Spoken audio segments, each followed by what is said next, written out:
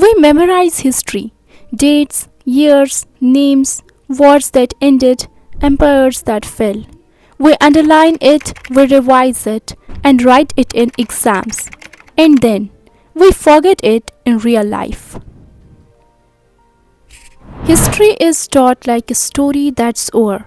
But history is not over, it just changed clothes. We know when injustice happened, but we don't recognize it when it happens again. We know who fought for freedom, but we stay silent when freedom needs voices today. We read about revolutions, yet we are scared of questions. We admire brave people of the past, but discourage brave thinking in the present. And that's the problem. We treat history as a subject, not as a warning, not as a mirror. In classrooms, history is about what they did. Outside classrooms, history asks us what we will do, but no one prepares us for that part. We remember how societies collapsed, yet repeat the same mistakes. Division, blind loyalty, hatred disguised as pride, silence disguised as peace. History shows us what happens when people stop thinking. But we are trained only to remember, not to reflect. We are told, don't compare the past with today. But history exists only for comparison. Otherwise, it is just dead ink on paper.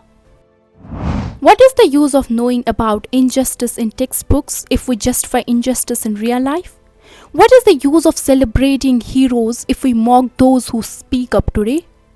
History doesn't ask us to worship the past, it asks us to learn courage from it. But learning requires discomfort. It requires asking questions like, are we repeating old mistakes? Are we becoming what history wants us about? Are we silent because it's safe?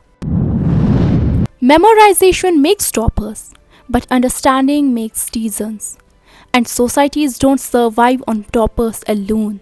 They survive on people who remember why things happened, not just when. If history were truly learned, we would be more patient, more aware, more responsible. We wouldn't need to say, how did this happen? Because history already told us how it happens, again and again and again.